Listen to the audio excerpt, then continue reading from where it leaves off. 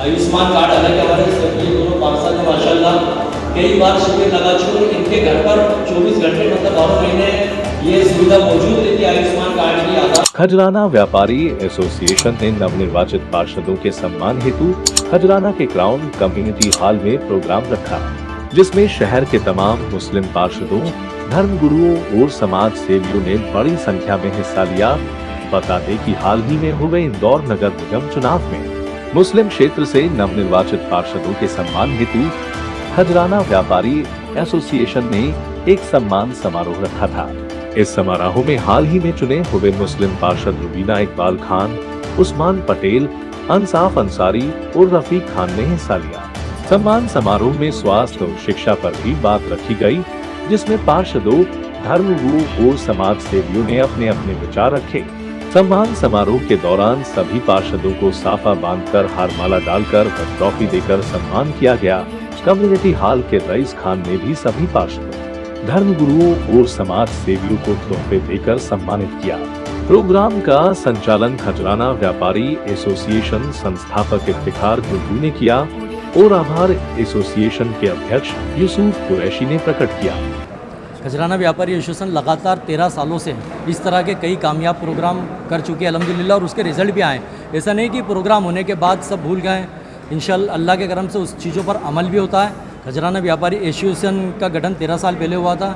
व्यापार से हटके भी हम कई जनहित के मुद्दों पर काम करते आ रहे हैं, और आज का जो प्रोग्राम था शिक्षा और सेहत के ऊपर, तो ये शिक्षा एजुकेशन पर यहाँ पर ज़्यादा जोर दिया गया। बातचीत हुई, सभी मुस्लिम पार्षदों को इसलिए बुलाया गया कि हमारी कौम एजुकेशन को लेकर बहुत पिछड़ी हुई है, तो हमने यहाँ पर उस पर खुलकर बात की। शहर काजी रेहान फारूकी साहब और तमाम पार्षद मौजूद थे। उनकी मौजूदगी में ये तय किया गया कि जो कौम की बच्चियाँ हैं जो 8वीं 10वीं पढ़ने के बाद पढ़ाई छोड़ देती है, उसकी 3 वजह होती हैं। पहला, या तो वो शर्म महसूस करती हैं स्कूल कॉलेज जाने के लिए, या दूसरा कारण ये होता है कि परिवार वाले उनकी सगाई मंगनी कर देते हैं और ससुराल वालों के कहने में आके घर बिठा देते हैं, और तीसरा कारण होता है गरीबी।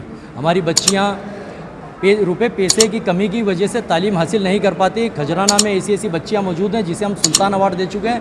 97% 10th में लाने के बाद और 12th में लाने के बाद उन बच्चियों को घर बिठा लिया गया।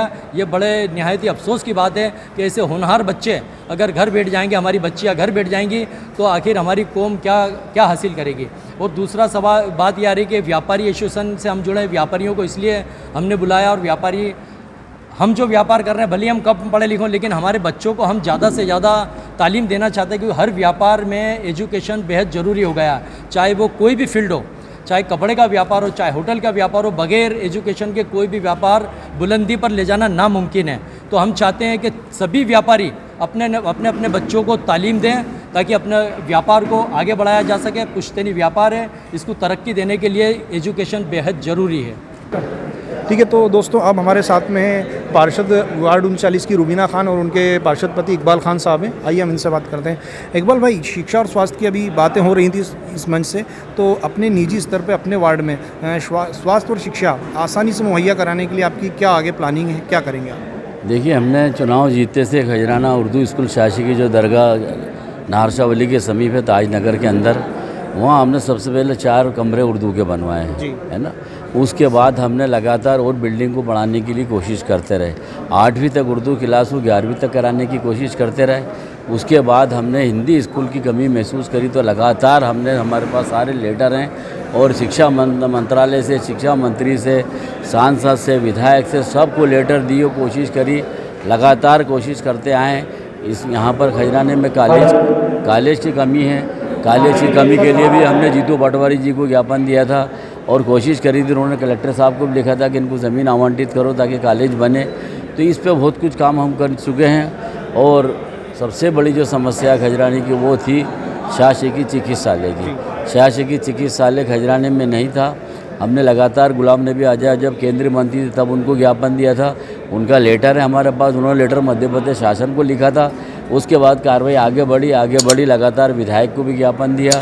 विधायक स्वास्थ्य मंत्री थे तब भी उनको ज्ञापन दिया था कि खजराने में एक 100 बिस्तर का अस्पताल बनाया जाए। लेकिन जब तुलसी सिलावट मंत्री बने तो सत्तू पटेल के नेतृत्व में हम लोग भोपाल गए, लगातार मिलते रहे।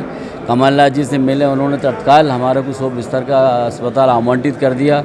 लोकेन जाटो कलेक्टर साहब से मिले, उन्होंने ज़मीन अलाट कर दी और मध्य प्रदेश शासन ने 10 करोड़ रुपए बिल्डिंग बनाने के लिए नाम पे दे दी और स्टाफ भी सारा हमें अलाट कर दिया। खाली गेती लगाने वाले थे कि हमारी सरकार चली गई।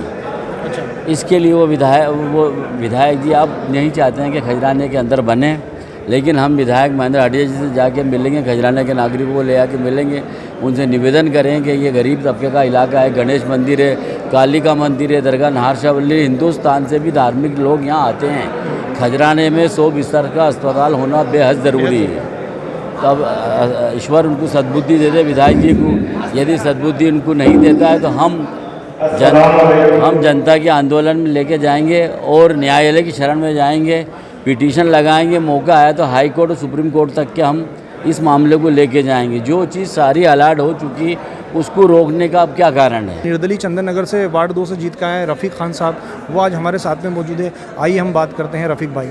रफ़ीक भाई, एक बात ये बताएं कि जैसे अभी आज शिक्षा और स्वास्थ्य पर बात हुई थी तो तमाम दूसरे पार्षदों ने भी इस पर बात की, लेकिन ये बात बताएं कि सरकारी हॉस्पिटल्स की चीज़ें बताई, लेकिन आप लोगों का अपने अपने क्षेत्र में, जैसे मैं आपकी बात कर रहा हूँ आप इसे, कि आपका अपने क्षेत्र में क्या मामला रहेगा, आप क्या करेंगे शिक्षा और स्वास्थ्य के लिए, अपने इलाके में नई चीज़ क्या लाएंगे? हमने चुनाव में इसके लिए वादा किया था और जैसा कि मैंने अभी यहाँ पर इस कार्यक्रम में भी बताया कि चंदन नगर पूरी तरीके से अवैध कॉलोनी है।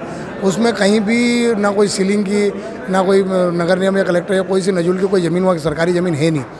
पास में ही मात्र 500 मीटर दूरी पर जिला अस्पताल है, वो पहले 300 बेड के लिए मंजूर हुआ था, लेकिन किसी कारणों से, क्योंकि सरकार नहीं है और उसके चक्कर में वो 100 बेड का कर दिया गया। उसका निर्माण कार्य जारी है लेकिन बहुत स्लो चल रहा है। बस ये जैसी शपथ लेते हैं कुछ करते हैं, हम उसके लिए अधिकारियों से बात करेंगे। अगर मामला नहीं जमा तो बड़ा आंदोलन करके उस अस्पताल को जल्दी करवाएंगे।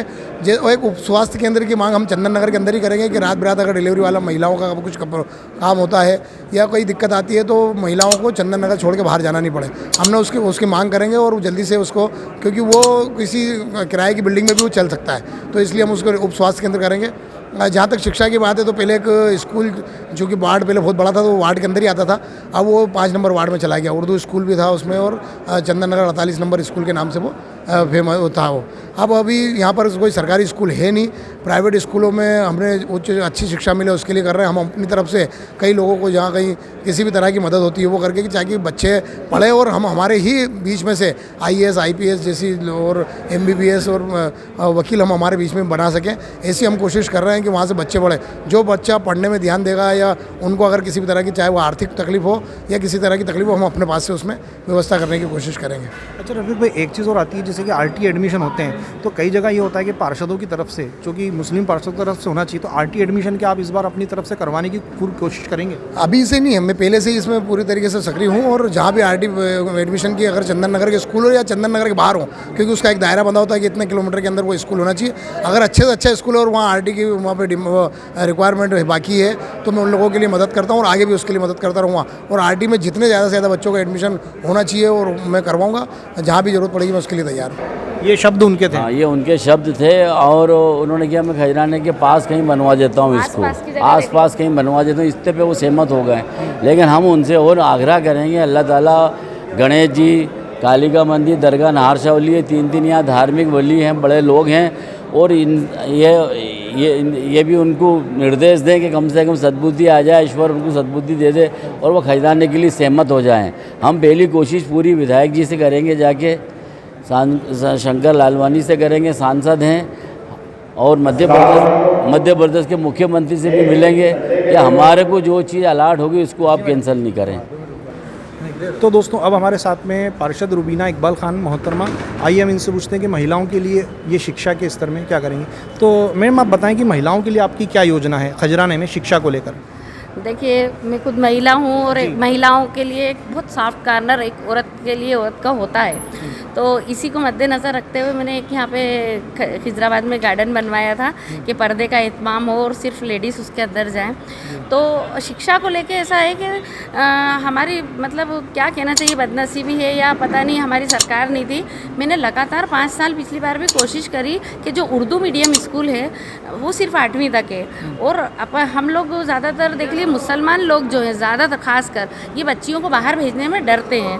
तो मेरी यही कोशिश रही कि उस स्कूल को 12 तक कर दे। कम से कम लड़कियां अगर कॉलेज नहीं पढ़ना चाहती हैं या वहाँ तक नहीं भेजना चाहते हैं तो बच्ची कम से कम 12 तो यहाँ से कर ही लें। और तो उसी के ऊपर मैंने बहुत काम किया था। और इस बार मेरी प्राथमिकता होगी कि वो बहुत अच्छा स्कूल है, उसमें बहुत सारा स्पेस है, बहुत सारी जगह है, ग्राउंड बचा, उसे एक आदर्श स्कूल बनाऊँ और एक हिंदी मीडियम भी बनाऊँ। उर्दू भी चलता रहेगा, हिंदी भी चलता रहेगा। उसकी बिल्डिंग नगर निगम से मैं बात करके उसमें जो रूम की कमी है वो रूम अपन बिल्डिंग ऊपर बनवा लेंगे, गार्डन भी होगा, ये भी होगा और एक बहुत अच्छा स्कूल में इंशाल्लाह ये सौगात मेरी तरफ से खजराने की बच्चियों को और महिलाओं को ज़रूर दूंगी इंशाल्लाह। बता रहे थे कि अभी आपने वो अधिकारी से भी बात करी थी। हाँ, उसके बारे में वो जैसे ही मतलब हमारा रिज़ल्ट आया, मैं जीती, उसके दूसरे तीसरे दिन हमने डीओ साहब को घर बुलाया।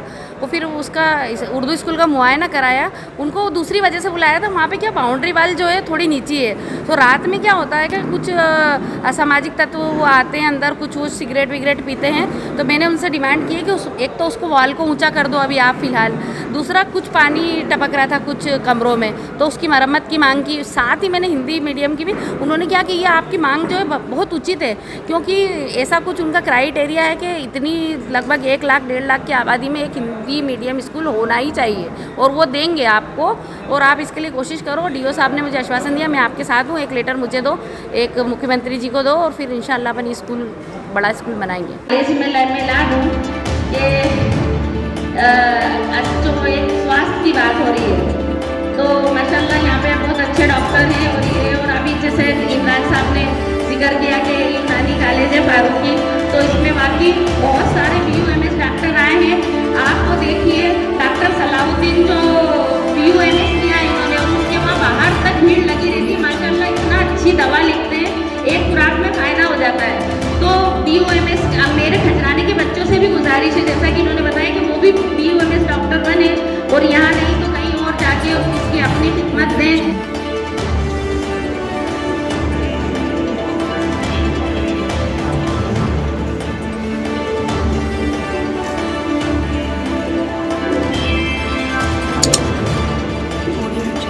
खुलासा प्लस इंदौर से अजहर मिर्जा की रिपोर्ट।